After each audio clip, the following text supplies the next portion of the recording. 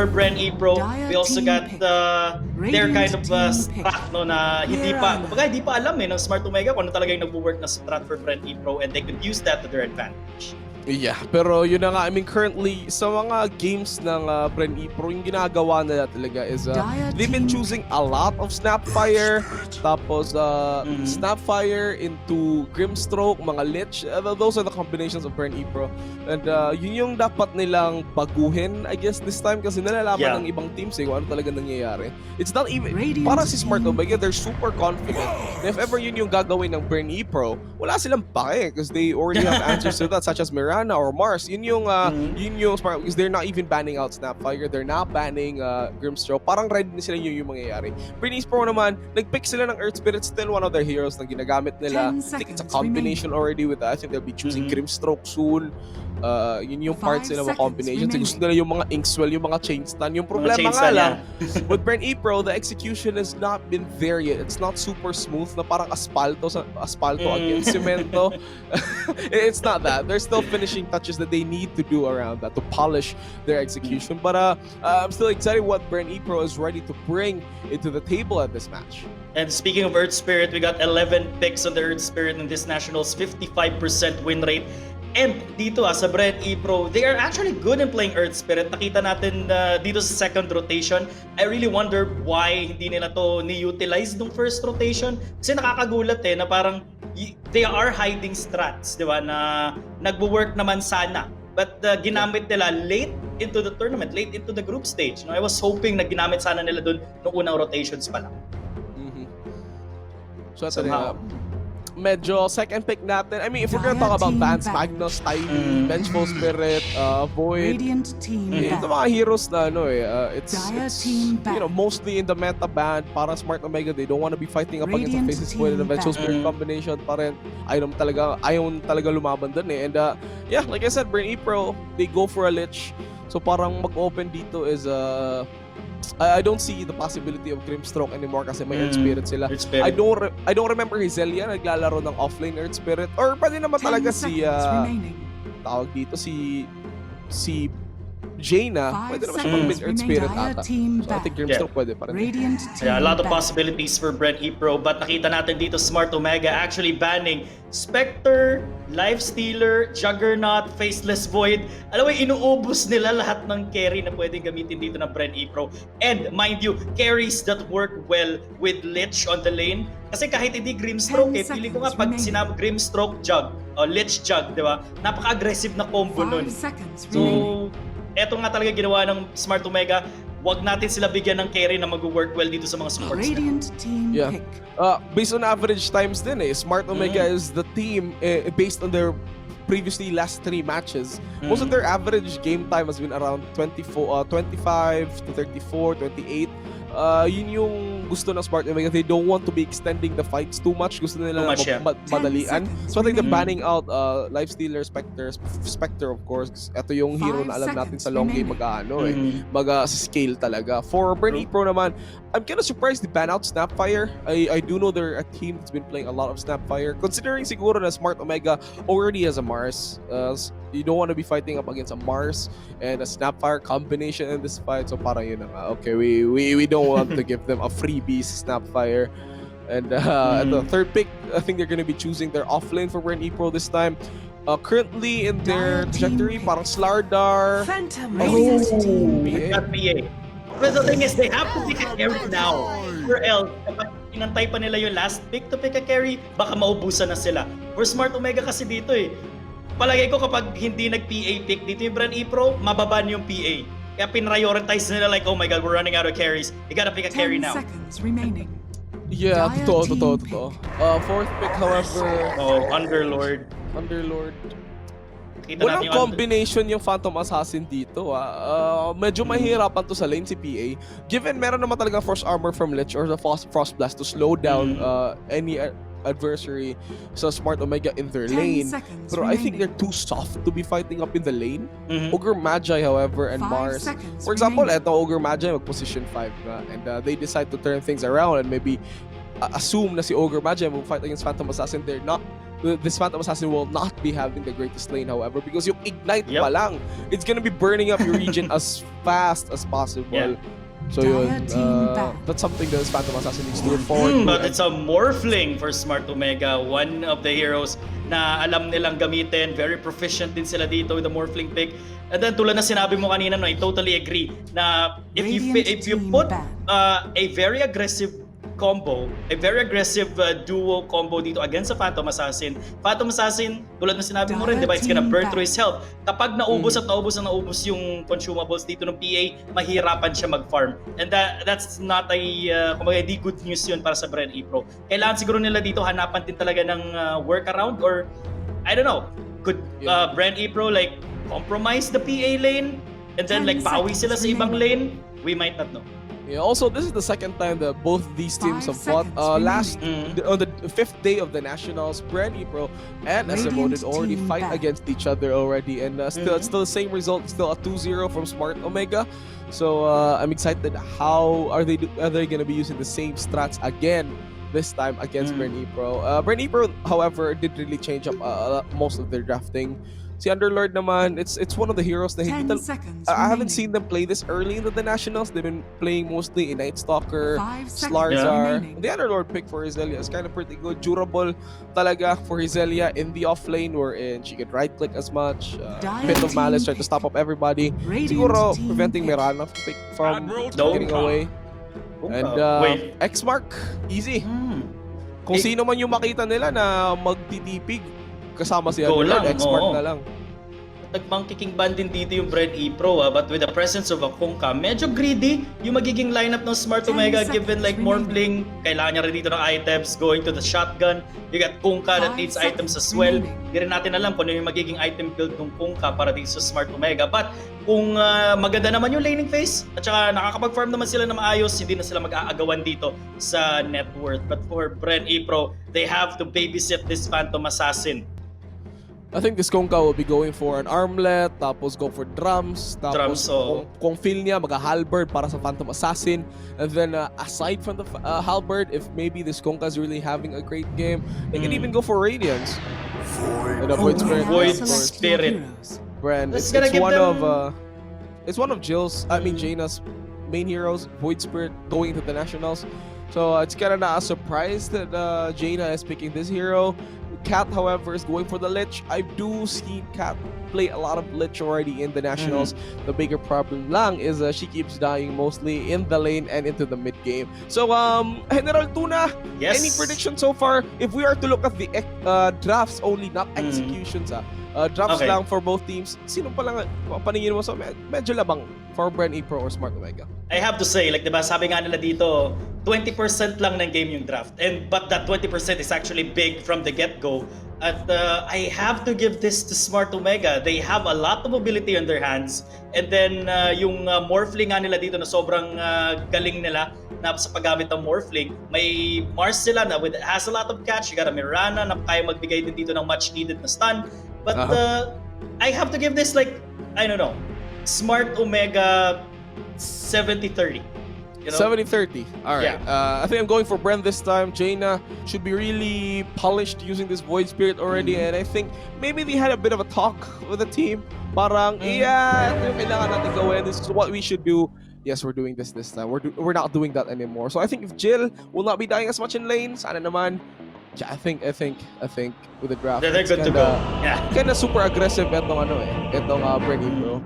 So with the execution-wise, so we're gonna be seeing inside the game. So ito na nga, ladies and gents, this is series number 2 on day number 12 here at the Nationals. It is BRE Pro versus Smart Omega, and I'm more than excited to introduce to you the roll call. And we're gonna be starting with the Radiant side. We have Cat with her Lich, position 5. We got a Jaina on her mid, Void Spirit, Hizelia naman on her off-lane Underlord, and Chill with a position 1 Phantom Assassin, and Gaia with a position 4 Earth Spirit.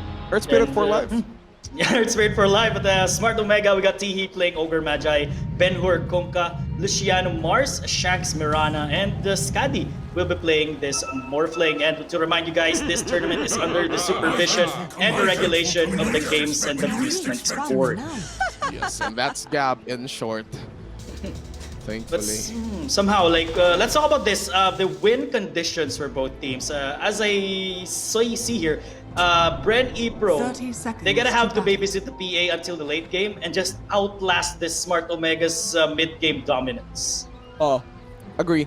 Once they disable siguro yung Konka, I mean, two solid cores for Omega eh. You have the Konka, you have the Morphling. In any way, kahit sobrang pangit ng laning ng Konka or Morphling, mabilis naman sila mag-recover eh. Konka is one of those heroes that could easily farm well, especially with his Tidebringer. Bilis niya mag-clear ng waves, just get your armlet, tapos na you get like any damages at all into lanes.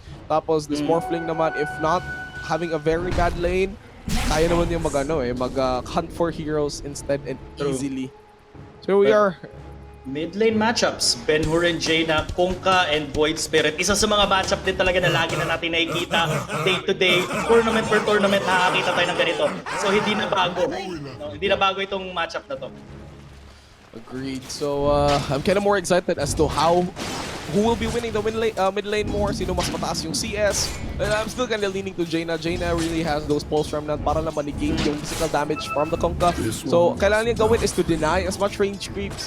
For both heroes naman on Konka or the Void Spirit, no one can secure range creep as fast. However, at top lane, Zelia naman, medyo binubugbog ng Morphling tsaka ng Ogre Magi. Ito yung problema ngayon, going up against two heroes that are super durable.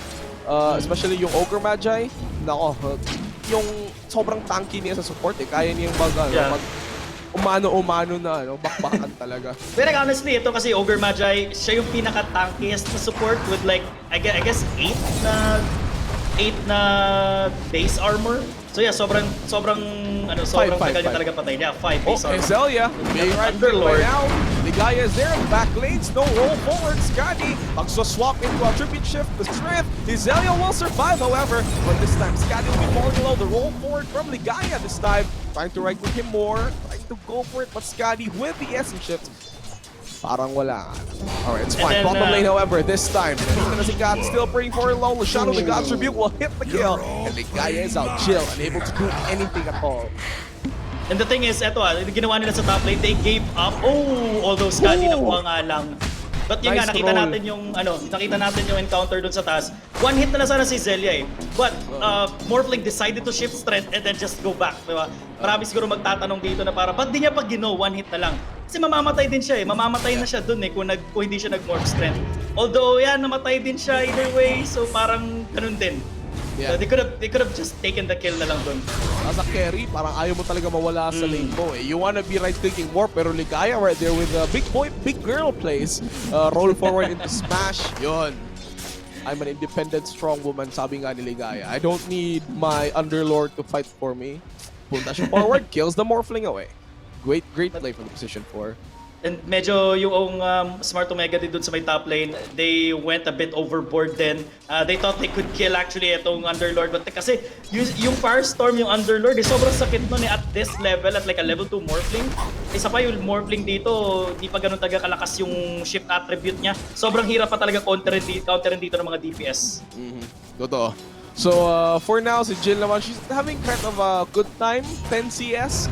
Pero si Marcia still needed to. Pero mukhang tinakalan to from Ligaya. Will be there with a boulder smash, but eat the remnant. Nice play from Ligaya. Quick rotations to enable Jaina in the mid lane. And wait lang, Spears. So may baba. God's Rebuke. Lashano is pretty low right now. Jill will go for the blink. Dagger is not available. She's pretty low. Parang ayaw niyang gawin. There is a magic wand. The arrow will land perfectly. Shanks. Wala. Masyado rin siya, nagdadalawang isip din siya dun eh. I mean, thinking about he could have killed the Mars, but kasi tanky rin kasi yung Mars and then may Mirana pa. And just Mirana took the leap over there. Is Zelia on the top lane. Ito nga lang dito ni Skadi. Wait for men. Bonus smash. The goal. Skadi dropping low. Lalaban pa rin sila dito. May Zelia sa south, so parang okay lang. Ligaya there, quick with the TPs. Para siguro yung mabuhay yung offlane niya. They don't want his Zelia to be dying too much here. Either remnant forward. X-Smart will be there. Nice play. But the bot, pero yung Rune nasa baba. Wasted their time. But Cat and Shanks, supportal combat dito sa may riverside. Naka-haste rune nga lang dito si Cat trying to play with this Mirana. Mirana may leap naman dito na pwedeng gamitin, pero wait lang. 20 magic Oh, yeah, there we go. Cat's gonna be in a lot of trouble if she doesn't get back. Ice Blast again, Frost Blast. My Haze tries to get away. Leaks will be available twice. Pero pag dinaman siya ng arrow dito, this is gonna be big. Oh no. Like Cat's Shaq in a just choke throws point. an arrow. Cat's gonna be in a choke point. Makita niyo to. An arrow could be possibly given out by Chance. Pero parang ayaw na niya. Oh, Frost Blast again! Lalabanan niya pa. Leap out. Nice play. Kasi yung ginagawa ni Cat dito is they're both waiting for the bounty runes too. Cat wants to secure the bounty runes over the bottom lane. So parang, you know, 10 seconds in before 5 minutes. Oh, Jaina. Gotta be careful here. Wala namang ignite. May hila. And there we go. But Cat, nakuha na nga talaga ni Shanks. Lahat na nangyari dun sa may triangle ng Smart Omega. Oh, Ben-Hur! Look at Grieve! It will get Bull's Remnant over to Ben-Hur, negating all the physical damage this time, trying to run away. Smart. No Astral Step, you simulate backwards too to get the X mark. Not on the timing, though, the Cleave will be there. Oh no, Jaina miscalculated yung the simulator. So far at 5 minutes in, 2-5. 2K net worth lead din dito para sa Smart Omega. Radiant's middle tower is under Steady pa rin attack. dito sa mga late sa magkabilang team. CS-wise, medyo lamang lang dito yung Smart Omega. Both their core heroes actually having a pretty good time dito compared dun sa mga counterparts nila sa kabilang team. But that's normal. So, kasi inaantay pa rin talaga natin dito yung spike Mid lane, the Remnant full away to DED, 0-4 from Ligaya. Shots to the back lane, so There you go, the arrow connects. Jade is down there, disseminate, the bolt will miss. However, Hazelia quick with the TPs, cancels it. Nothing dead sa mid lane. Sayang. I mean, maganda na rin yun, like, with the help of the ROM, di ba? I mean, sobrang low na yung mga heroes dito ng Smart Omega sa gitna eh. With the help of the ROM, nung ano tawag dito, the Kuka ROM, di ba? Yeah, the ship ROM. Nag-survive pa sila doon. They almost got him actually. Oh, nice shift from Scotty. Firestorm, medyo malaking damage yung niya kay Hazelia. Yeah, like you were saying, the RAM is actually pretty good, negating some of the physical damage, delaying the output of the damages from BRE Pro, so that allowed them to survive. Somehow, nakakita tayo dito ng pick-offs left and right, but at the end of the day, it's 3K net worth lead sa side ng Smart Omega. Kahit na medyo nagiging aggressive dito, itong BRE Pro. Chill, wait, the blink's out! Nice play. Moment, however, dodge rebuke again. The arrow, nothing. Cat will be the sacrificial lamb. Sayang, they could have gotten Jill, pero kapag blink out kasi si Jill dun kay Lich eh. Yun yung hindi nila na-calculate. Parang nalimutan nila may blink ata si P8. Tsaka hindi clear yung line of sight ng spear ni Mars. So parang they can't commit it that fast. Now, 7 minutes in. Palaki ng palaki din dito yung net worth ng Smart Omega. Probably PA. Kailangan niya na rin dito talagang Kasi ang hirap kasi pag nag-jungle yung PA this early eh. Diba? Kailangan ready na rin siya dito para magka-battle fury. Pero ang tagal. May bulong. May baba. Ligaya is here. The arrow will miss. The spear of Mars will connect over to Ligaya this time. Pero wala. Nothing. There's nothing they can do. Farm na lang. Balik na farm. Oh, Jaina. Quick with the TP in mid. Sa bottom. She's gonna be here. Apat yung heroes dito, ah. Wait. You wanna secure someone? Okay. We got the Mirana there. Pero may escape mechanism dito yung Mirana. Jaina and Ligaya naman. Meron din ng mobile heroes din naman sila dito. They will catch Tihi. The pull will miss. Nandito na si Ben-Hur tutulong. Mirana coming in. X. Oh, the torrent and the bolt. Walang X mark. Tatamaan. No X mark. Yeah. Surprising. Really love to see here yung kanilang net worth at 8 minutes. Jaina nga lang inaabol ni Tihi. Oh no, Jaina has to be careful. Ben-Hur is here. X-Mark should be ready by now. The Boulder Smash will be there from Ligaya. The X-Mark will be there again. With the arrow, with the torrent. We'll get him down. The Bull Strand will delay some of the physical damage, pero wala pa rin.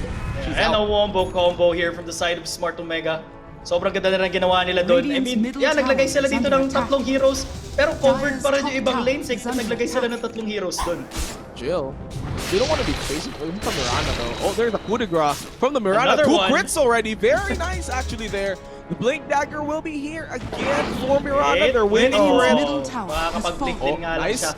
Blink will be here. There will be a bit more vision, pero 2 seconds nga lang. But Luciano is waiting on the back lane. So parang Jill, yeah. I'm smarter than this. Top lane, however. Zelia. Zelia is in a pretty low Isa pa. spot right here. A bit of a waveform, and he's out. Mid lane, however, it's 2 for 1. And this time, the silence over there from Ligaya will be going for the Kunkka. And Kunkka will TP away fast. And so far, ang ginagawa dito ng Smart Omega, di ba? I mean, BRE Pro, yeah, they are aggressive. Tuloy ko lang yung sinasabi ko kanina, sobrang aggressive nila sa lane. Sila ay naghahanap ng away, but hold that thought, Ligaya, namatay na naman dito sa may mid lane. And again, kahit, alam mo yun, nagre-react lang yung Omega sa ginagawa dito ng BRE Pro, lamang pa rin yung Smart Omega, and at the same time, hindi nila napag-iiwanan yung lanes nila. There has to be someone on the lane. Even with that being said, it's already 6k net worth lead, 10 minutes in, tapos parang yung bounties parang mostly in favor. Bottom lane, however, Jill is pretty low. Playing forward, the expert will be there. Hit the go chip. Instantly deleted, the PA will be here. Benher will be chasing forward Port Cap. With a tiebreaker, Ligaya on the back lane though. He will try to go for the pull. Ligaya with no silence as of now. The boulder smash will be there. But the crit, the tidebringer, will instantly bring her down. Oh, Scotty with a haste. Radiant's bottom tower Mangungulit is lang under muna. attack. But somehow, if this is not going well for BRE Pro, nakikita natin dito, kailangan, I mean, yeah, late game yung kanilang win condition, makapag-farm dito yung PA, but somehow makikita natin yung PA dito, sobrang struggling niya. And obviously, Smart Omega, kontrolado nila dito. Etong main jungle ng BRE Pro, they have the ward over there. May ward din sila dun sa triangle.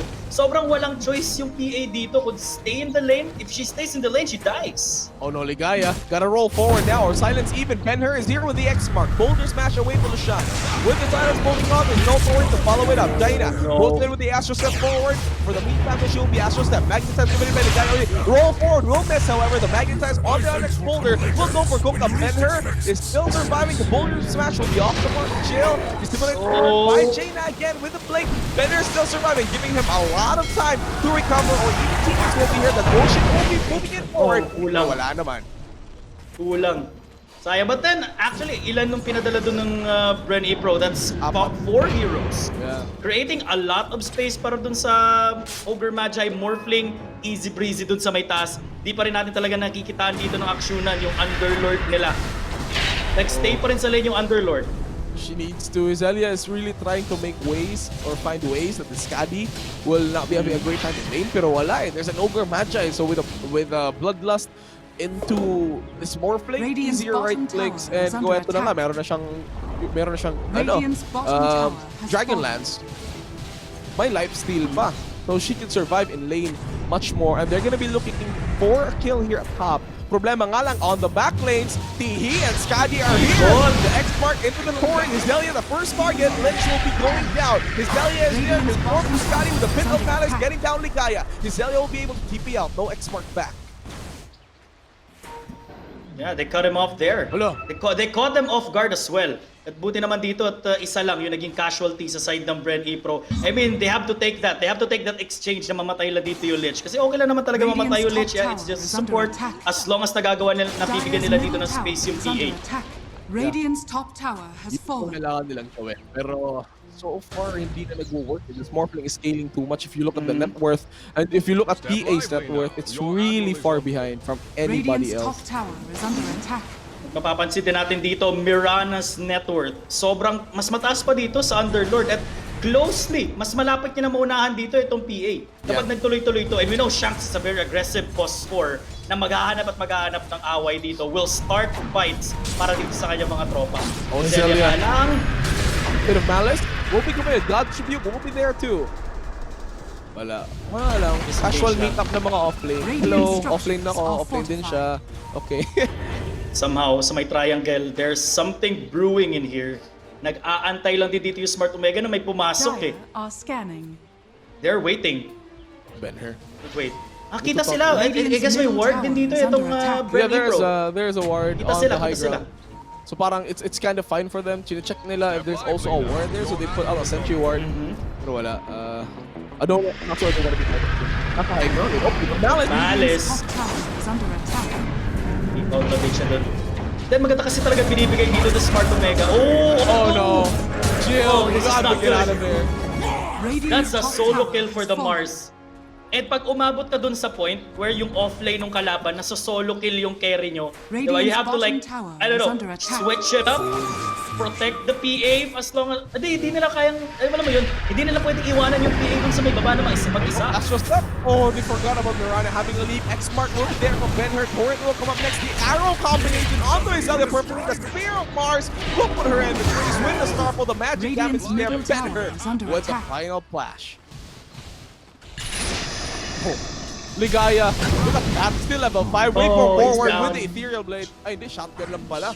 Out. Sakit na rin yun. I mean, at this point, at 14 minutes, you got a shotgun on, like nakakapag one hit na etong morphling nyo, or yung para sa side naman ng Brent Eater, yung morphling ng kalaban. Hindi yun good news eh. E di na naman yung PA, maiiwan na naman dito sa jungle. Moonlight Shadow ginamit, they're gonna spot him! With X-Mark no one around! with a Vessel Torrent, Ghost will be there Oh, with Shadow no. with the spear. One more right click. Scotty is dominating on top lane. Multiple however. kills all around the map here para sa side ng Smart Omega. The efficiency ng mga heroes nila. Alam nila eh na hindi na nila kailangan na magpadala ng dalawa, tatlo. Kahit isa lang pwede na eh.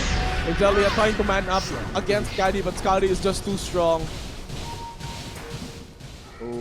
But 15k net worth lead at 15 minutes. That's 1k per minute for Smart Omega. Goshano again with another arena. An arrow sa to labas. follow it up. Tower is under attack.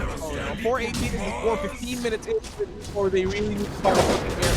Medyo okay yung starting nila, but in the late game, Radiant's Can't say middle that tower is under attack. You can't say that. yeah, I can't say that much. Hindi pa to late game, ha? Ano pa to? Yeah. It's considered Correct. early game. Early game. Like late into the early game pa lang. Oo. Like Chill. coming into the mid game tayo. And somehow, Mirana, naunahan na dito sa net worth, etong PA, and slowly creeping into that Void Spirit territory. Brent Eater, they're actually kind of puzzled right now. They don't know what to do at this point. Yeah, puzzled is the right term there. Ligaya on the front lanes, trying to find some adversaries, but again on top lane, it's Scotty killing Cat as a lich. Kaya nga niyang patayin si Jill dito eh, if this Morphling could think anymore. Tuloy-tuloy lang din talaga dito. Oh, Ayun na bottom naman. lane, Top Kena is one here, naman si the ghost Zelia. ship, they ignite, they're waiting for it. Well, actually we are, we're inside the tower, they're getting for it, the Magnetize will be over to Tihi, but Tihi will be falling down with the tower health. Radiant's top Ligaya tower is already under hit attack. down by the Vessel, 6 seconds before the next Wala shot. na That's gonna be tumakas topping, the dito. Starfall will be there to the God's Rebuke from the Mars. But look at this! Get it down. Divide and conquer for Smart Omega. May nangyayari dun sa may baba, but iniwan na ng Brent Eater yung taas. Iniwan na lang yung tier 3 tower dun sa may taas. Radiant's And bottom wala, tower they can't- is under attack. They can't do nothing at all. They can't do nothing at all because if you are to think Radiant's about it, that bottom tower tower has will be taken into consideration because it's about to go down. And around, ito na, 20k net worth lead, that's more than 1k a minute para sa Smart Omega. Do you believe this is already over? Do you believe it's in the bag? Yeah, I think so. 20k net worth lead, 17 minutes in. Tapos they're gonna be getting Roshan, and there's no items that would find ways for Brent Eater to make a huge comeback. Maybe if another spear. Arena of Blood, God's Rebuke with the spear. That's a very good mid laner Void Spirit. It's out. Your admiral is on board. Somehow, inaantay na lang din talaga natin dito itong Brent Eater just to call it off. Kasi ang hirap na dito eh. Kinol natin ng draft, diba? Na Brent Eater, they have to babysit the PA. Babysit them for as long as possible. Makapag-Battle Fury, okay ka doon. But somehow, even a Battle Fury, wala. And now, I guess she's planning to go for a Desolator. But look at this, that is down. Blinks forward into the PA, tries to go for the right kicks, even with the misses, will blink forward over Wala Ligaya kaawan. with a shotgun will be there. Wala. Ligaya tries to get away, they are trying to go for it, Jill with the TP away. She will get out, same as the Earth Spirit. But they did kill Cat again as a lich, mid lane. She's having a Radiant's very hard bottom time. tower is under attack. Oh Very no, they catch opposite Azalea. arrow na naman The tumama. arrow. Leap forward with the snowball twice to be hit it. Azalea will have to pick up knowledge over there. The Gaia instantly with the Magnetize. The X is going to be there. The Torrent to follow it up. Astral step forward, but the Torrent is actually getting the destroyed forward again. But the Void Spirit will be out of there. He will step third to disarm a bit more. The arrow will be off the mark because of the Spear of Mars, but she's still out.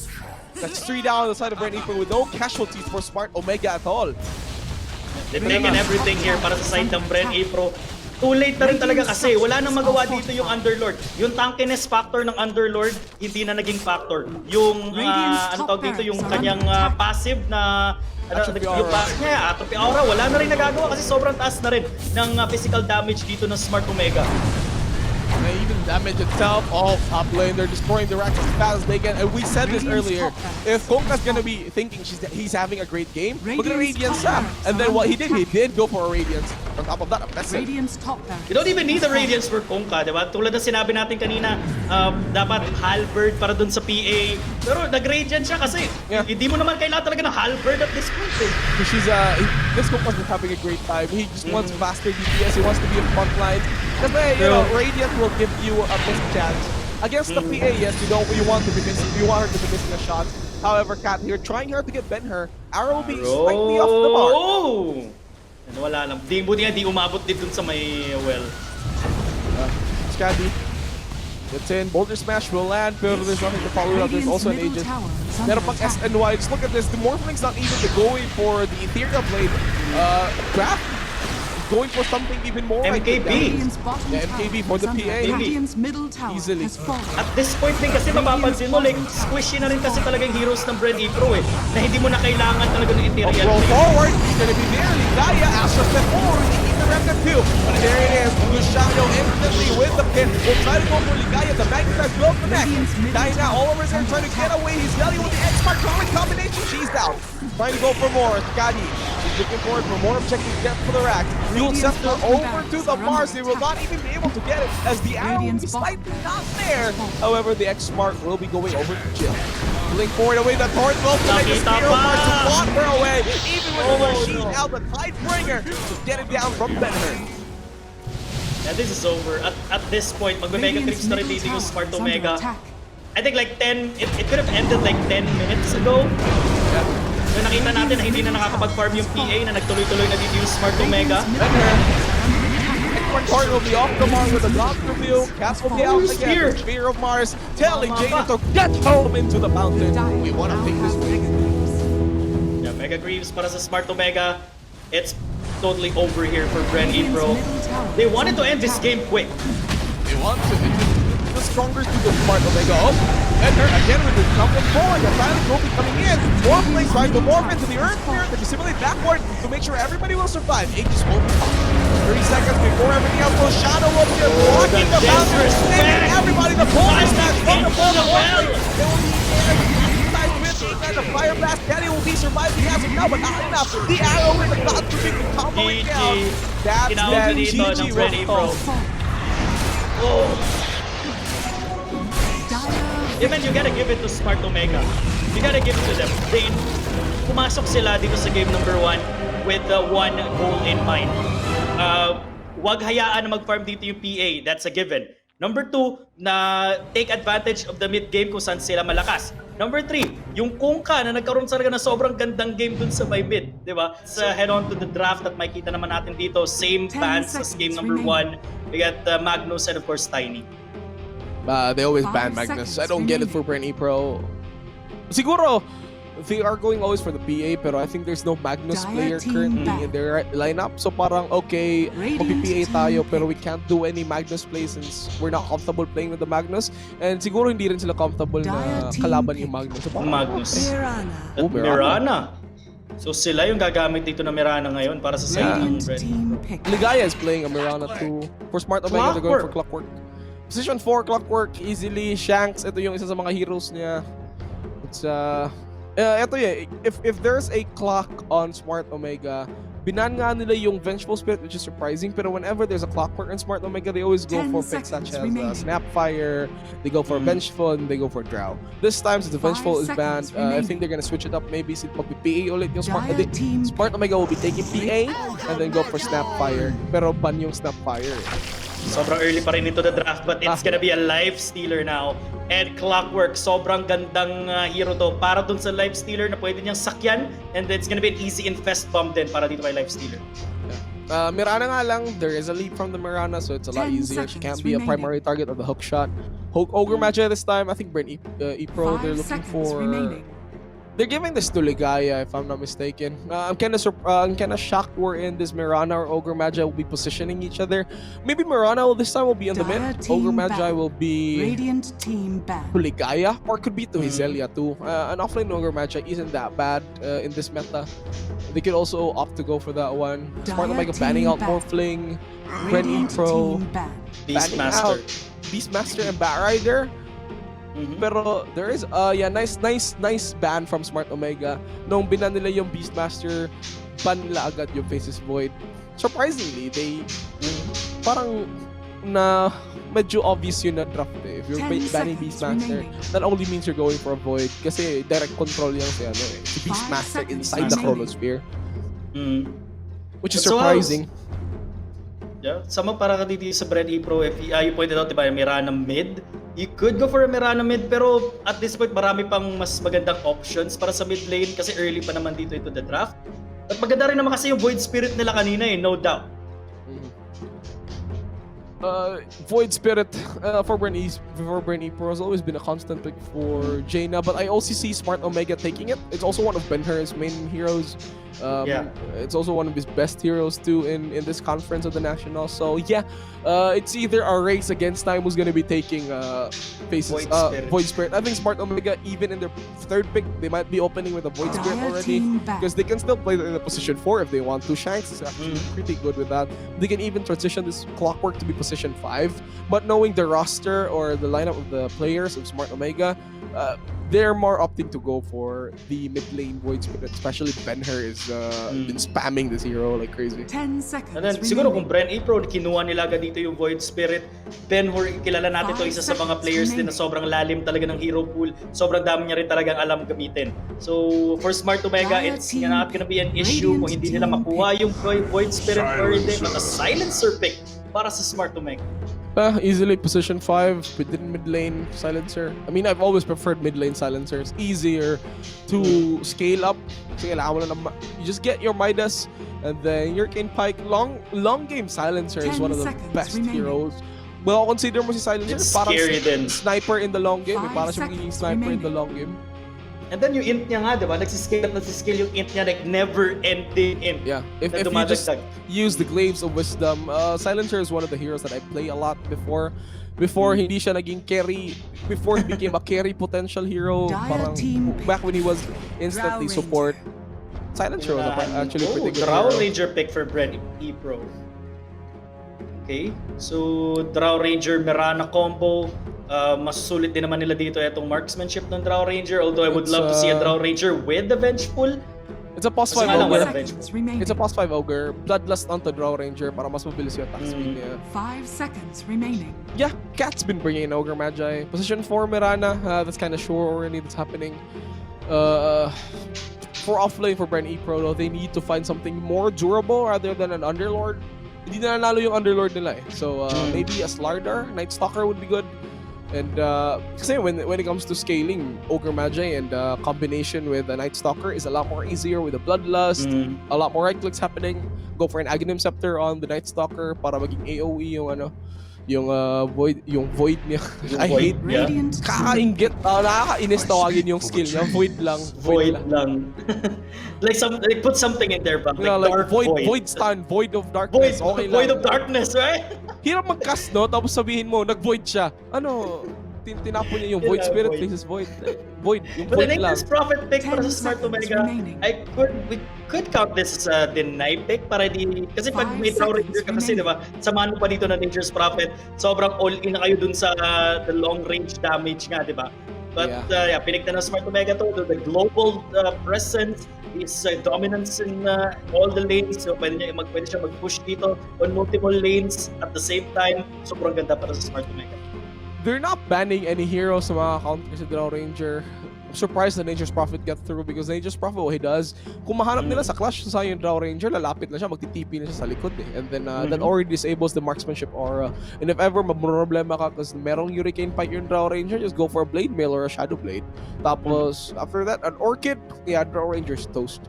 Any hero basta makakapunta sa Radiant the team circumference of marksmanship aura, tapos na yung Draw Ranger. And Draw BRE Pro Ranger. finally Ooh, getting a Tidehunter. very, very decent and defensive offlane. Tidehunter, yes. Good combination for Draw Ranger. Parang itong flashback sa days wherein Tidehunter and Lycan were the big things back in Dota. So parang something with a lot more right 10 clicks, tapos seconds malaki yung remaining. damage. That's what they did back in Tidehunter Lycan combination. With the Tidehunter and Draw 5 Ranger, yes, it's a lot seconds easier to perform that. After the Dire Ravage, pop in team your back. Gust, and then let the marksmanship aura do its thing. Yeah, true. And I totally agree. Because like Tidehunter gives a lot more tankiness compared to yung kanilang Underlord kanina nung game number 1. And at least at this point, masyado nang aggressive yung kanyang ulti. Whereas sa Underlord kasi talaga, kaya mo Radiant naman team gamitin back. aggressively yung ulti niya. But most of the time, sobrang kumbaga defensive. TP out na talaga yung gagawin niyo with the Underlord. But with the Tidehunter, brute force your way into the middle of the team fight. Ravage, you're good. If may TA tong BRE Pro, magiging maganda sana if may TA sila yan. It's a lot more 10 damages with Sobrang the greedy TA. naman eh pag TA. Like, TA. Do you think? Even with the silencer, you could, Dire if you're a team TA, you could scale easily and go for items such as Blink Dagger, tapos Desolator, then go for BKB right away. So, antayin mo lang yung silence, then you pop in your BKB. Malaki yung damage mo dito sa silencer, you can jump in back lanes. Kasi the rest of Smart Omega are gonna be worried about Ravage. This is not considering the 10 execution of the seconds players. remaining. This is considering the draft. If they get a TA for BRE 5 for BRE seconds Pro, remaining. it's a lot easier for them to think about the back lanes kasi may TA na mag-dagger in forward lang. All they need to do is secure na yung TA, meron siyang stacks, and then aside from the stacks, hindi siya malulugi sa lane. Banning out Storm and Zeus is actually pretty good for them too. Ayaw mo na yung Draw Ranger mo is kailangan pa mag-reposition inside fights. Kasi what if nahanap niya yung perfect spot para kumana, di ba? And then suddenly a Nimbus from Zeus comes in there or a Storm Spirit will jump you in the back lanes. Yeah, bababa yung doon. Yun yung ayaw na ayaw mo sa Draw Ranger. You don't want to be wasting your Hurricane fights for escapes. So parang, yeah, good bans from BRE Pro, Storm and Zeus. But pwede kasi mag-pick pa din yung Smart Omega ng someone to actually close the gap eh. Yeah, Like they a can hero go that for can easily Spectre. close the gap. Radiant team pick. Kaya nila mag-Spectre, kaya nila mag-Spectre. Mag-mid Nature's Prophet sila if gutsy yung Smart Omega. Put this Life Stealer as a carry. Carry. Hindi. Offlane pala. I can't. I don't know anymore. Don't want to put Spectre and the Life Stealer in the same draft. Sobrang greedy na nun. And then meron Magic pang Nature's Prophet. Pero if my Spectre, easy and Draw Yeah. Ranger. 5 I mean, seconds. you know, Even a Smart Snark actually. Omega is a Dire pretty team versatile pick. lineup. But Death Prophet right now. Okay. So malaki yung Interesting. ng BRE Pro dito like a mid-game dominant team na hindi kumpara nila sa doon sa game number 1 na mag-rely sila sa PA on the late game. Ito around I guess around 25 minutes and then Death Prophet siguro pag level 8 na ito kukuha na agad siya ng 5 torre, seconds magtutuloy-tuloy na agad sila yung arangkada nila kasi range yung din naman yung Death Prophet, so yeah, makikinabang din naman talaga siya doon sa draw. BRE Pro would be sticking as 5 pag meron ng if Draw Ranger hits 6, Death Prophet gets her spirits, Tidehunter becomes 6. Yeah, tapos na yung game. They're just gonna be going for towers here and there. Problema nga lang for BRE Pro, they're a bit cooldown reliant when it comes to team fights. Yun yung pwedeng maging advantage ng Smart Omega. They don't need to wait for the global silence. Global silence will only be an option if they know na meron ng Ravage or meron ng spirits.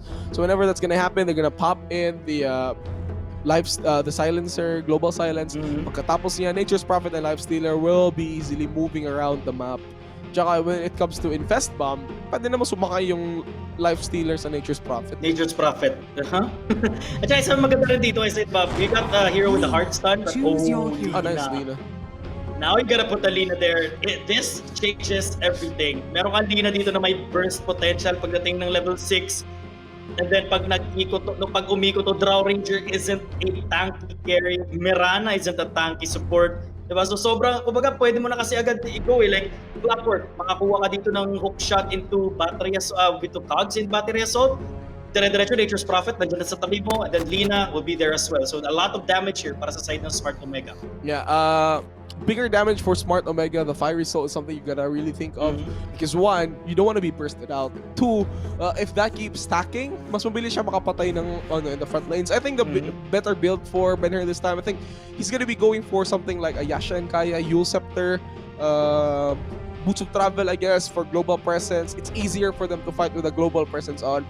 I think rushing Boots of Travel for Lina would be actually pretty good. Pero General Tuna, there we did analyze the drafting already. When it comes to just the drafting itself, no executions. Sino mas labang? I have to give it to Brent. No, I have to give it to Smart Omega at this point. Magiging problema rin kasi talaga dito tulad ng pinoint out natin, raw damage output pa lang. Like would actually top the entire lineup dito ng Brent April. Yes, you do have the Tidehunter. Tanky naman yung Tidehunter. But what about the rest? What about Drow Ranger? Death Prophet? You got Mirana. You got yung mga heroes nila dito medyo squishy din kasi. Aside from the Ogre Magi or Ogre Magi na alam naman nating tanky, but the rest, di ba? Pwede punitin dito ng Smart Omega. It's a good thing that they chose a position 5 which is a bit more durable for Cat, so she won't be dying too much in lane. I think it's Ogre Magi. It's already a defense mechanism for them. Cat doesn't need to die that much. She just needs to survive, take care of the position 1, and we're good. Yun parang iniisip ng Brent Pro ngayon.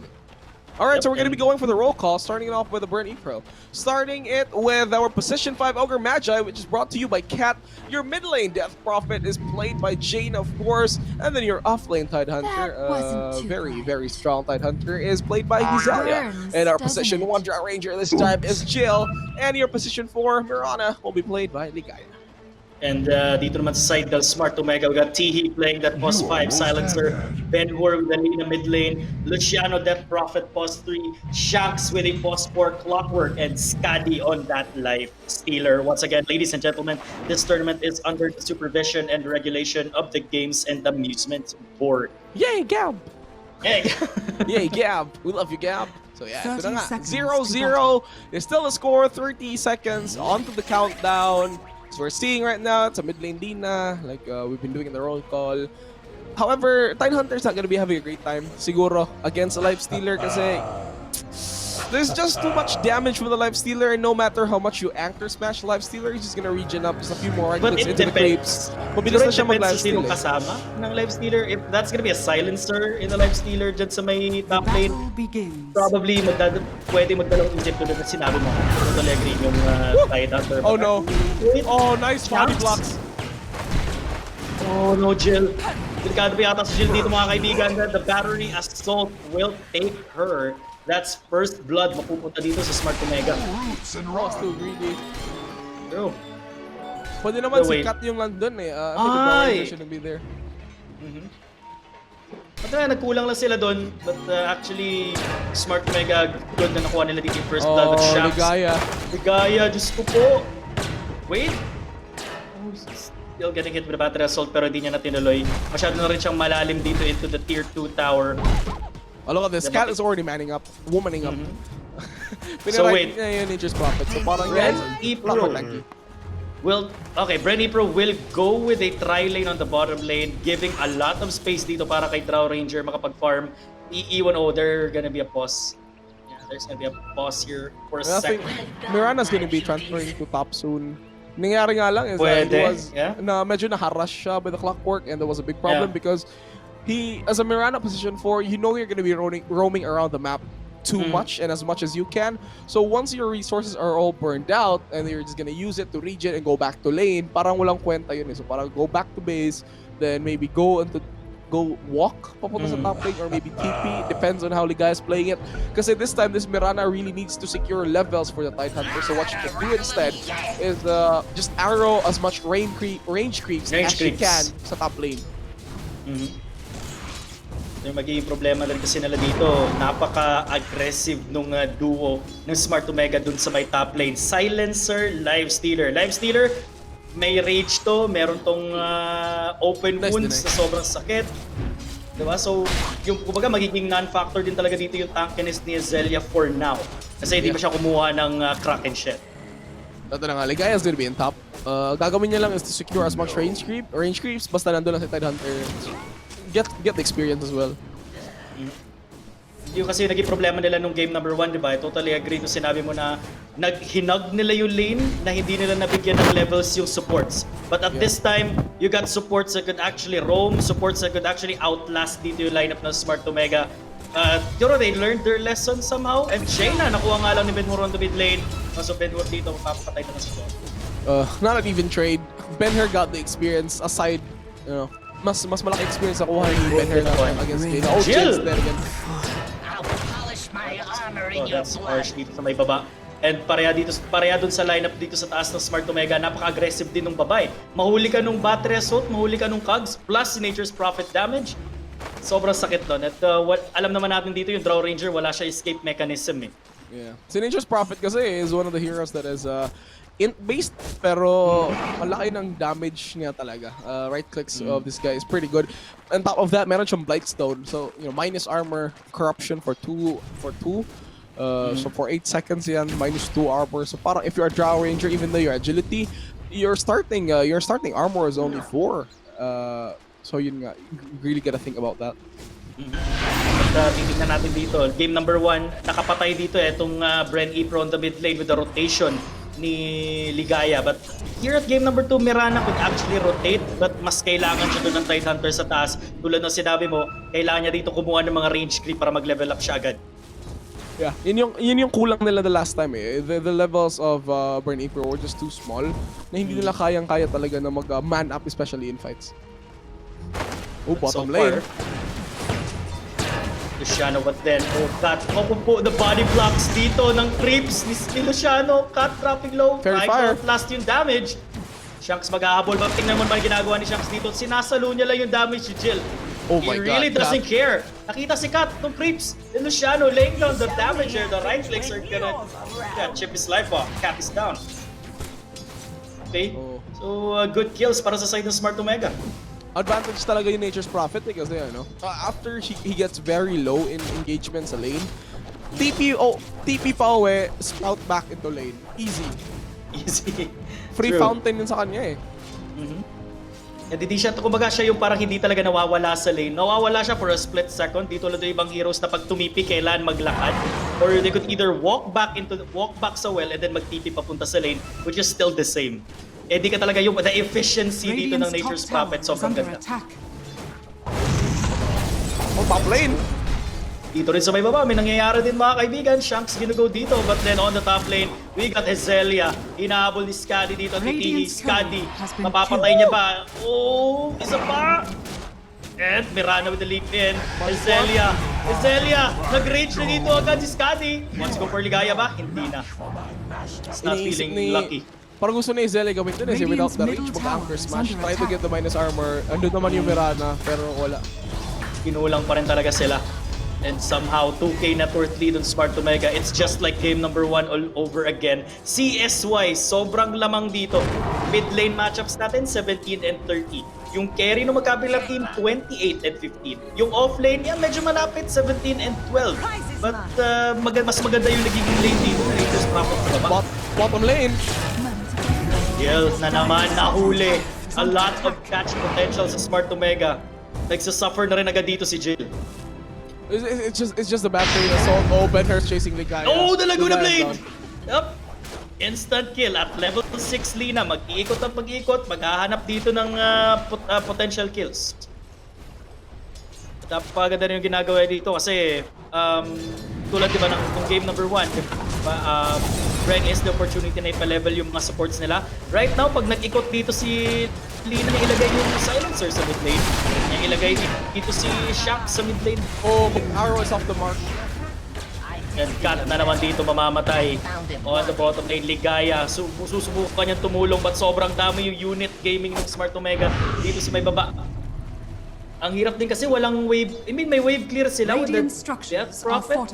But hindi pa dito sa baba eh. Yeah. Pero wala pa yung levels nila to do any wave clear. And what the best thing that Nature's Prophet did is, he puts 3 levels to Nature's Call. So meaning, mas malaki yung duration, mas malaki yung health, mas malaki yung damage. So, it's gonna be able to clear out of these easily.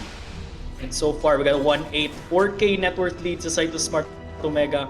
Nangyari dito sa may baba, they're desperate to give CS dito para kay Jill, pero pinipigilan sila ng Nature's Prophet at ng Clockwork. Di talaga sila makagalaw eh. The moment they leave a lane, the moment etong Death Prophet umikot, kasi may level 6 naman din siya dito eh, di ba? Pwede naman siya kumuha ng objectives, but the moment he gets objectives, may iwan na open yung mid lane. Yeah. Mala ulit. So yun na nga, I think best thing for BRE to do now is turtle as much. Try to not die in lane because they've been doing that already, you know, exceeding the amount of number. So parang medyo mahirap nga. Speaking of capitalize dying against in bottom lane, lane. there we go. Namatay na naman si Cap dito sa may baba. But somehow Smart Omega, yung aggressiveness nila, hindi really aggressive. Kumbaga, nagre-react lang din sila on kung ano yung mga galaw dito ng BRE Pro. Somehow top lane dito, may nakita na akong tumipiti. They wanna go after Skadi, but Skadi, being the tanky boy that he is, kakayanin niya dito sa ligayan si Zelia. Hindi na, parating na rin. May Laguna Blade din to. Is the mark. Skadi Allen. Ben-Hur. Teka lang, naku, mapapatay pa na si ligayan. Line strike ka rin, tatama pa. And that's gonna be a 2-hero kill para sa side ng Smart Omega as they take down both dito sa taas. Radiant's bottom tower is So ito under na nga, yung attack. task natin is gonna be a big problem already. Skadi is pretty low. Pero there's no damage at all to follow it up. There is no armament, however, but an invest will be commended by the Lifestealer instead. Tumatago na lang sa Cartwagon because there's nothing. Dyer's middle tower is under attack. Then Radiant's 11. bottom tower has At fallen. 8 minutes, 7k net worth lead. Mauulit na naman ba? Will this be game 1 all over again? Yung Smart Omega dito, nag-over na naman sila and they're going after etong Tidehunters sa may baba. Nakita ni Shax. He could go for the battery assault here and the power cogs yung gusto nila. Luciano nandyan din. Battery cogs ginamit na. Here comes Ben-Hur. Dragon State ibabato. Hezelia, will he be able to outlast? Naku po, ang ginabon Hezelia. na. The-dive sila. Radiant's Oh, bottom he's tower out. is She's under out. attack. Di pa siya levels. She Ang needs a hirap rage. ng buhay. Kailangan talaga yung Ravage na yan. Need niya yung Ravage na yan. At kahit yung Ravage nga lang, no, na para i-save yung sarili, ang hirap talaga ng buhay dito ng Tidehunter at this point. Wait lang.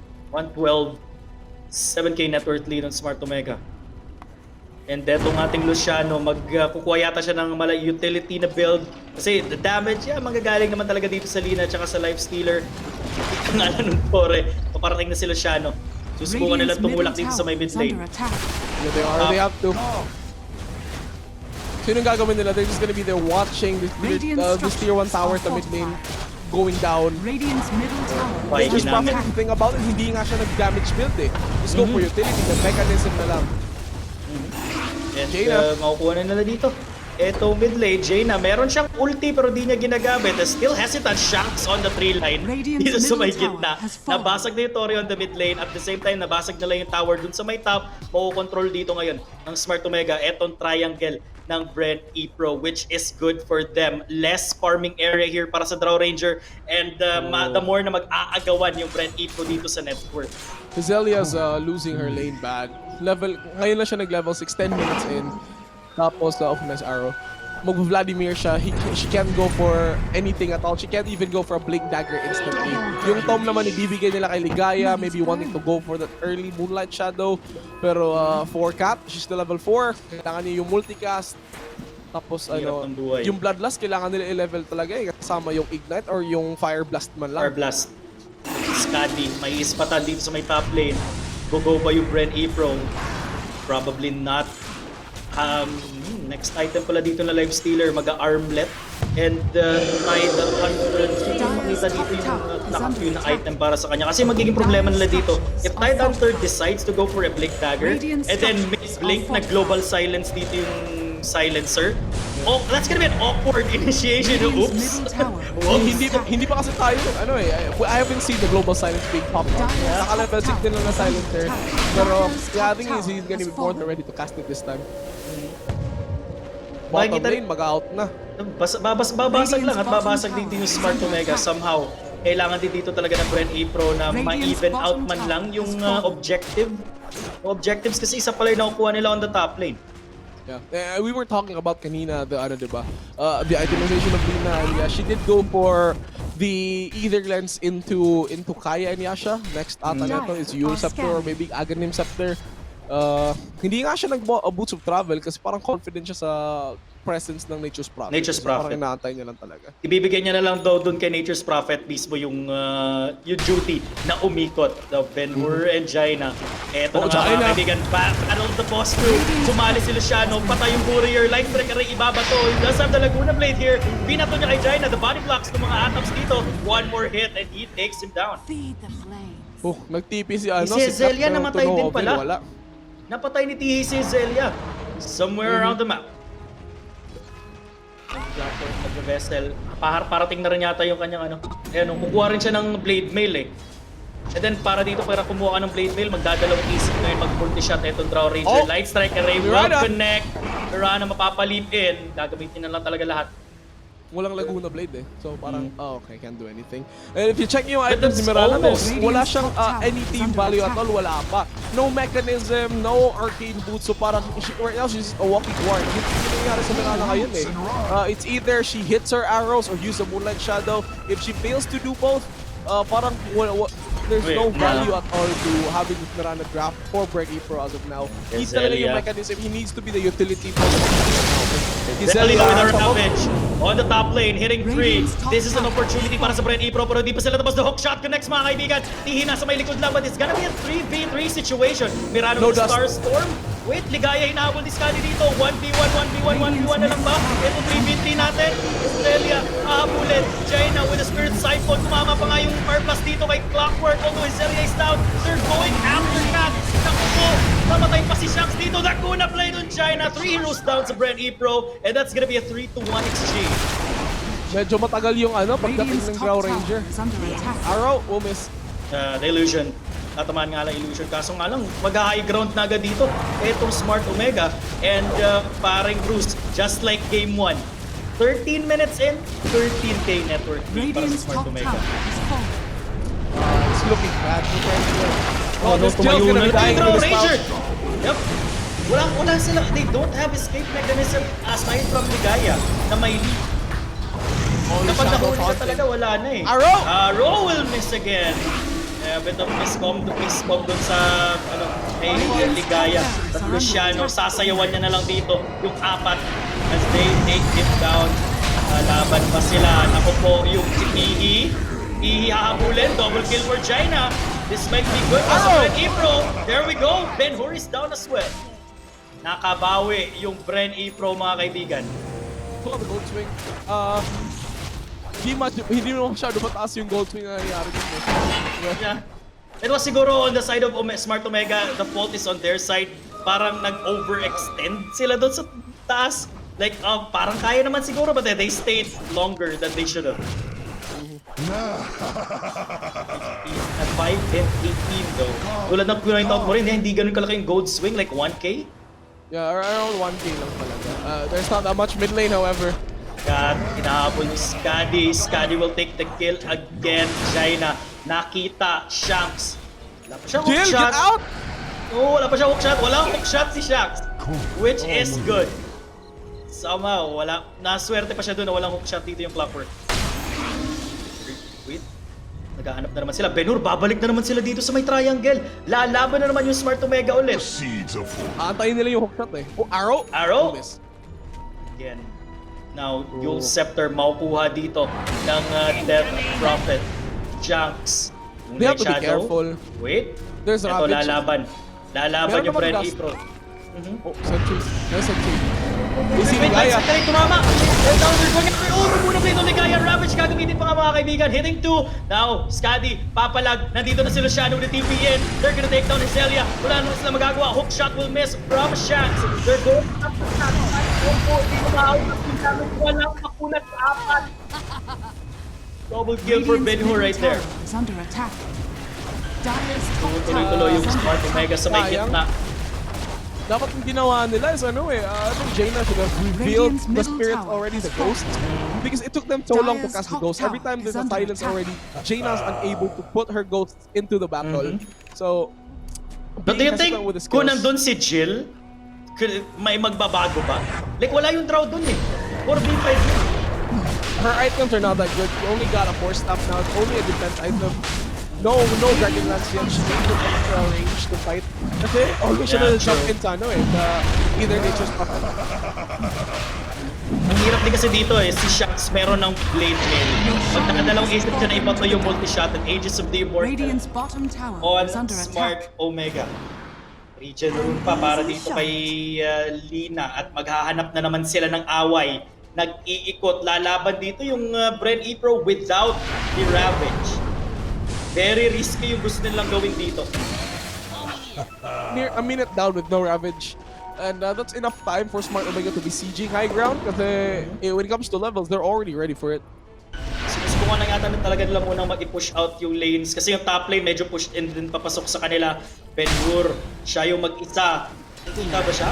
Nakita niya dito si Jill. Light Strike Array will miss. There goes the Gust. Shanks. Maghahabol. Nandito na si Jai na mga kaibigan. Luciano, TP Sin. The Silence on 2. Frodo, 4-step out si Jill. TP out na rin dito si Jai na mga cancel. Yul Scepter. And there goes the Spirits mga kaibigan. Light Strike Array on 2 again. Laguna Blade will be there. Although Ben-Hur mamamatay. Shanks hahabulin dito ni Ligaya. Shanks makakatakas with the power cogs. Although yung top lane, easy breezy para dito kay Skadi and Tihi. Radiant's top Naman yung Brady, barracks so they are can under easily attack. respond and to top it off. Meron pang Spirit yung Death Prophet. Not anymore. Expired mo. Look at this, di ba? Ayan na. Lumipin na sila pero basag na rin dito yung Rage Ranks. Silence na dito nga si Luciano mga kaibigan. Papalag. And now, wait, Skadi, wala siyang pake. Gugo siya dun sa barracks. No matter what. Radiant structures Applications, are kapap dito ng fortified. BRE Pro. Radiant's Life top Stealer, it does barracks are have the under Aegis of attack. the Immortal. No, oh, the vision is there! Nakita siya! Yan na nga, narapit siya nga dito. And the silence nandun din sa dalawa. But ang sobrang tapang nga lang dito talaga ng Life Stealer kasi may Aegis siya. Atapang ang tao, ang stress Bonifacio, hindi atakbo. Skadi, naku po, minamama si Jay na dito. Dropping below 50% health. Mirana mapapalip out. Skadi, out na lang din at sasakay kay Luciano. Gizelia, what are you doing there? Pinor stuck for the Jill. The silence though will be there. That She's wasn't dead. too bright. Tawa ni sabi ni Benur dito, that wasn't too bright. Oh, the trash talks are coming out. Parang Bruce. Oh no. Oh no. I don't understand why Drow Ranger decided to force stab the Tidehunter over there. Oh, parang pinorstop ni Jill, parang go! Pero parang nasabi ata ni Gizelia, wala na akong Ravage. Wala na akong Ravage. Like, oh, oops. Oh, sorry, okay. My bad. Parang yun yung nangyari eh. Like, maganda sana, no, kung may Ravage yun. That would have been a good play. Kung may Ravage siya doon. The problem is, wala. Arrow. Yep, nakatama dito kay Life Stealer. Yan, sasto rin natin kasi ni Life Stealer yan eh. Auto shot to, umarayo Life Stealer, mapapop ng Aegis of the Immortal. Round 2 para sa Smart Omega. Antay sila dito ng papasok. They do have the hook shot here from Clockwork. Aegis is popped already, Aegis is popped. Yep. May hook shot yung Clockwork. Also, ang hirap pumasok sa high ground. Kasi nga, umabot kasi din sa point na masyado ng masakit dito yung yung wave clear ng BRE Pro. It's nearly 20 minutes in, tapos there's a 19k net worth lead with only 624 as the score of each team. 6 for BRE Pro, 24 for Smart Omega. It's gonna be a lot more harder for them to do this. Siguro tulad na sinabi mo kanina, no, na i-turtle dito ng BRE Pro yung game, they could. But as long as nahihirapan din yung Smart Omega sana mag-farm. The problem is, magto-turtle sila literally dun mismo sa bahay. Yeah. What they can do now is the bigger problem for the cores of BRE Pro is that it's a Drow Ranger. She can't farm the other jungle of the enemy lanes. Ano yung ginagawa ng mga anti-mage? Every time they're losing the game, they farm the jungle of their team. So instead of doing that, they can't for BRE Pro because one, wala eh. They can't just farm anywhere in the map with the Drow Ranger. Yan, he can't traverse from lane to lane. Oh, Arrow will land the Radiant's Radiant's middle tower has So, fallen. walang follow-up on BRE Pro. Nag-aabang na naman yung Smart Omega dito for another attempt sa may high ground. Doon naman sa may bottom lane, nakita yung Drow Ranger. Tama nga yung sinabi ko dito, di ba? Ang hirap mag-farm yung Drow. She can't traverse into lane. Tsaka may tinatawag tayo sa Dota na wood manning technique eh, wherein if ever you don't see any heroes, you go inside trees. Magtatago ka lang sa trees hanggang ma-confirm mo yung location ng enemy team. However, you're a Drow Ranger, you're unable to do that. You just squeeze into different trees, so it's gonna be a lot harder for them. Oh, they're gonna take that. That's a. Was that? Oh no, may ward sila doon. I thought that was a blind dragon slave. Bibelieve sana ko that was a blind dragon slave that instantly killed etong Tidehunter. Pero nice read on where his Delia will be turning her step that time. Go, Rin. But somehow, I agree dun sa sinabi ko na kailangan niya magtago sa puno. Yung Game 1, ganun din to, yung PA, di ba? Pinagpa-farm nila dun sa baba with zero protection.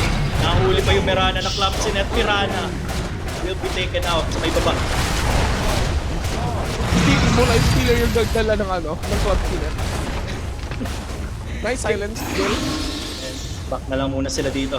Smart No Omega angels, no angels. will try to push again. The silence coming in. Kaya nakahabulin. Next strike na ibabaw mo. Lucifer nga lang dito. Ravage will Nice be there. global Hook silence. shot. And the battery assault. The power console too. Nice strike array once again. Wala na nagawa yung silence dito. Ng Drown Ranger. Laguna Blade on Jill. Hindi siya tinamaan dito ng Dragon Stave. And Smart Omega. This will be a free lane again. Oh no. Nahuli pa ng club sinet dito. Si Jay na Dragon Slave again by Benhur. Taking down 3, no buyback Arrow. dito. Oh, sinulo niya. Grana, Ipin, Starstorm, Silence, mamatay dito si Scotty. And multi-shotgun, meron akong maligaya. Makukuha dito ng Smart Omega. And a triple kill on Shanks. Not gonna change anything. Killing the Lifestealer won't change anything. Mega creeps na dito yung Smart Omega. Oh, this mega creeps. Si Lina nga, umuwi pa nga eh. Yeah, Hook shot of the Wisdelia. And eto na naman yung power cog. Shafts makakapaghuli na naman and yung damage ni Luciano. You might have taken the Lifestealer but may damage pa rin kami dito galing sa mga ibang heroes namin. Luciano looking good. Hindi siya ganun kataki pero pumuprota siya dito Middle tower is under attack. That's just Puppet. classic Oh, cast mo na Luciano. yung exorcism mo. Labas mo na yung mga ghost, please. And pinakay na nga muna nila sa Shafts. EP's coming in again dito sa may tao. Arrow! Ba? And Luciano's down. Jaina will take the kill. TP mamamatay din. Double kill para kay Jaina. And that high ground defense would have been their Oh last. my god. What a play. Lumaban. Sumabog na dito yung Smart Omega. Oh no. Like Shadow. Will be you. Like Secretary. Walang tatamaan. Naaabang pa yata sila. Luciano na naman dito. Nagsasayaw-sayaw. Nice blade mail. Dapat may counter. Oh no, Wisdelia. Papasok Jill, may na-silence si Jill dun sa may kabila. Ang daming nangyayari dito, paring Rusa. A lot of things are happening around the high ground. The hook shot on the Drown Ranger. Next na galing kakama. And now mamamatay pa si Jill. No buyback for her. And they're going after China naman. GG. Keke. Tinawag na ng Benito. And Smart Omega with a 2-0 win gives them the much needed points para umangat sa ating bracket. 24 minutes in. 11:36 is the final count. 27k net worth lead. Smart Omega taking a 2-0 sweep against BRE Pro this time. Welcome back, everybody, to the Nationals Season 2, Dota 2, and we're in Day 12. Ito yung post-game show natin. I'm joined, of course, by our very handsome casters, Juicy Brucey and General Tuna. Di ko marinig. Sorry, ano yun. Such a good job. Not saying that again. But seriously, guys, I'm very happy right now kasi we're gonna be interviewing a very, very particular player. Now, we always know how he brings it up to the table. Nandito siya ngayon. He is our position 4 Clockwork Emirana for today.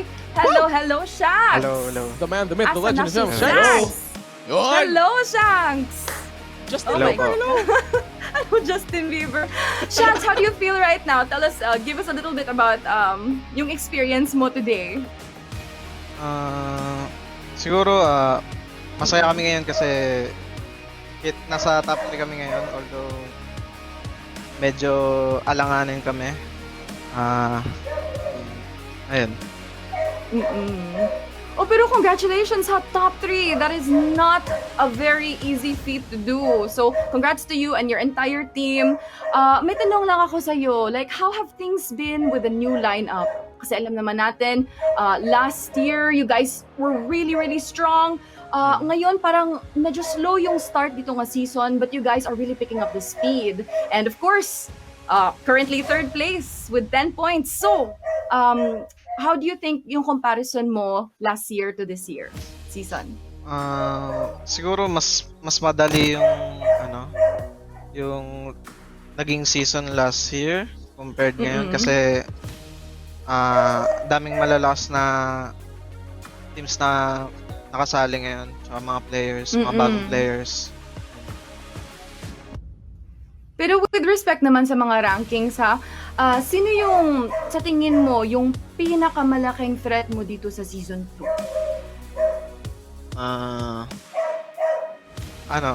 Siguro sarili namin, tsaka Signal. Oh.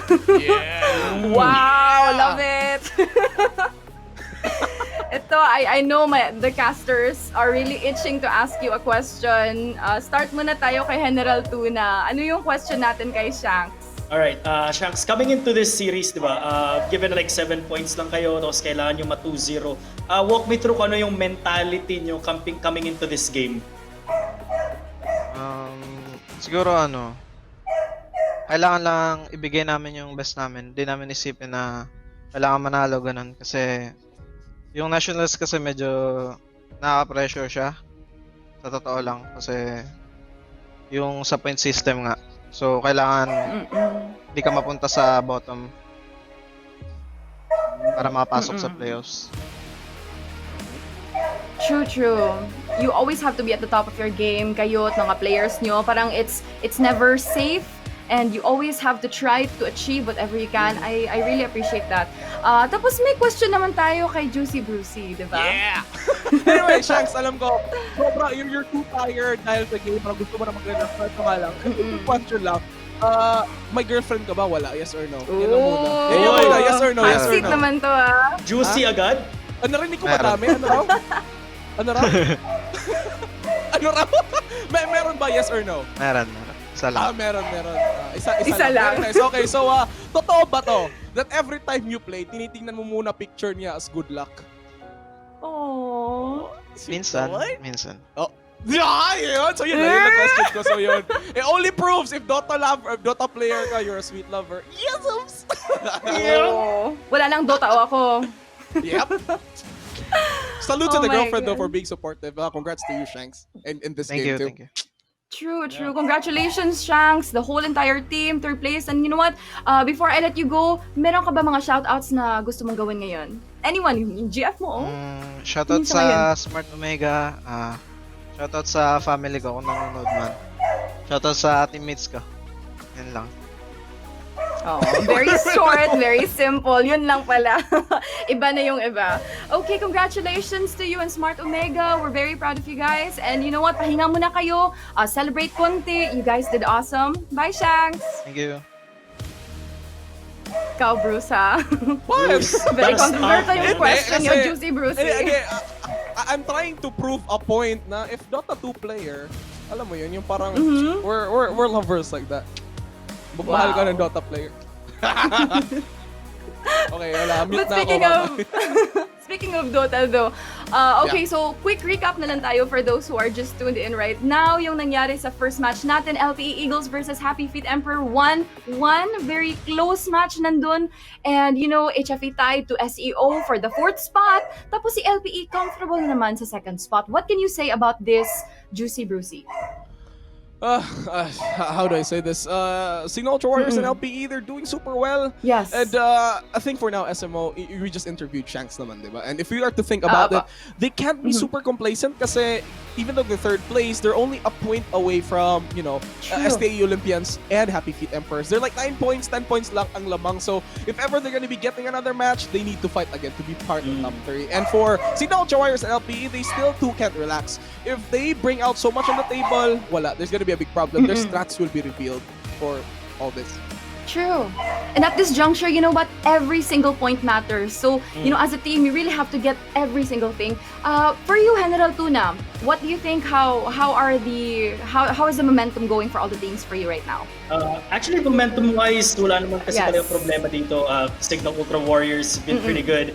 Tulad nga na sinabi dito Juicy Brucey, well, they could chill but not really that complacent. Kumbaga, still alert pa rin sila dito kung sino talaga yung mga papasok Yes. sa playoffs. Kasi nga, makikita natin, may mga teams na tinalo sila ng 1 game, di ba? So, kailangan yun talaga yung pagtututukan nila.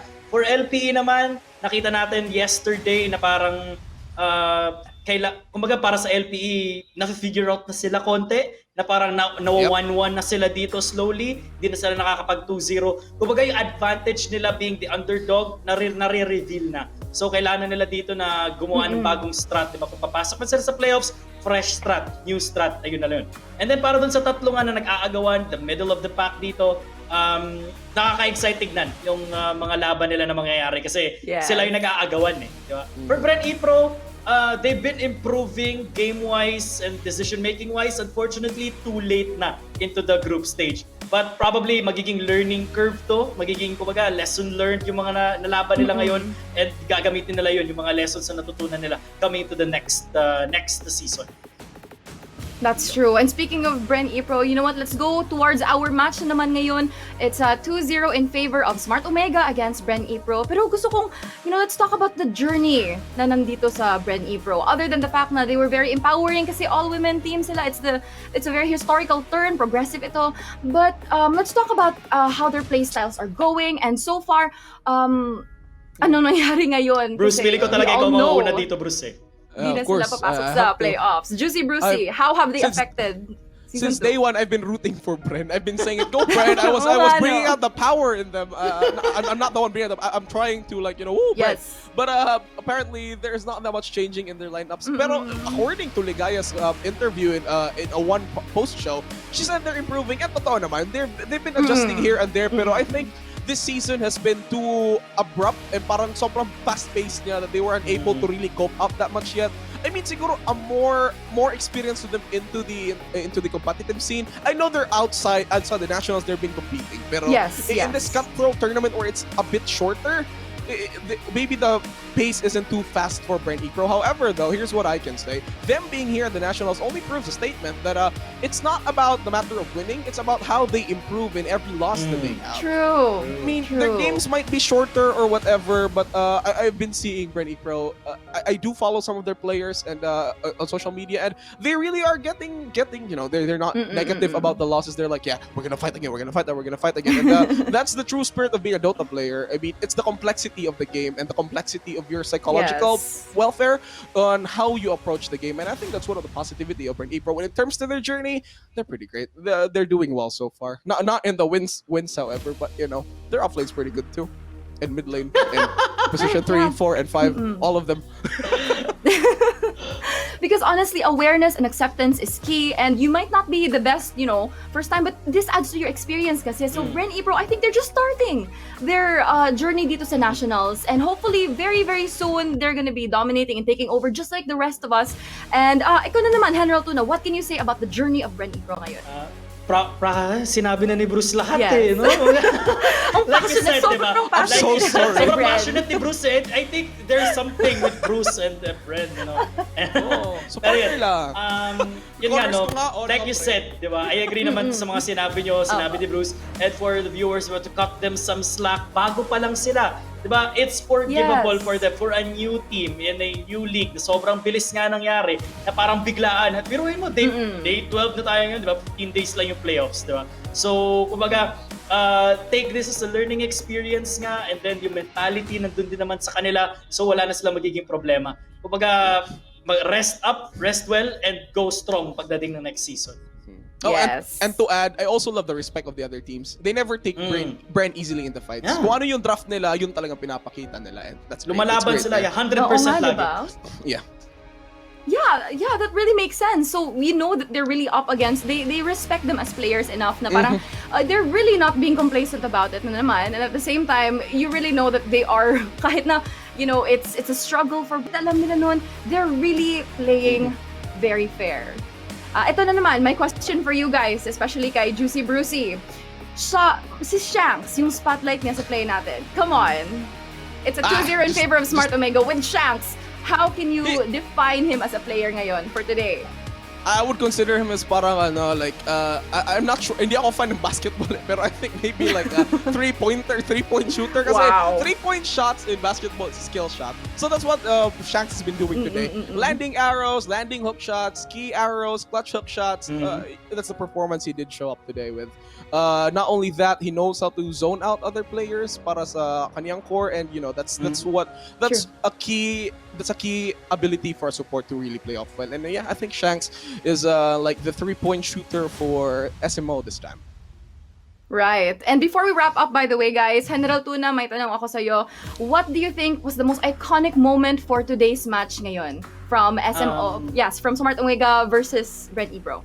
I think iconic moment, man. Yes. Even though even though nanalo dito yung Smart to Mega, let's give them that. Pero probably that one Ravage by Hizelia dun sa may top lane where starting out parang hindi okay sa side nila but then nag-overextend dito yung Smart to Mega where then napatay nila yung majority ng heroes dito ng Smart to Mega. I have to give them that, at least. Oh, I love that. We're really ending it with a bang. And you know what, guys?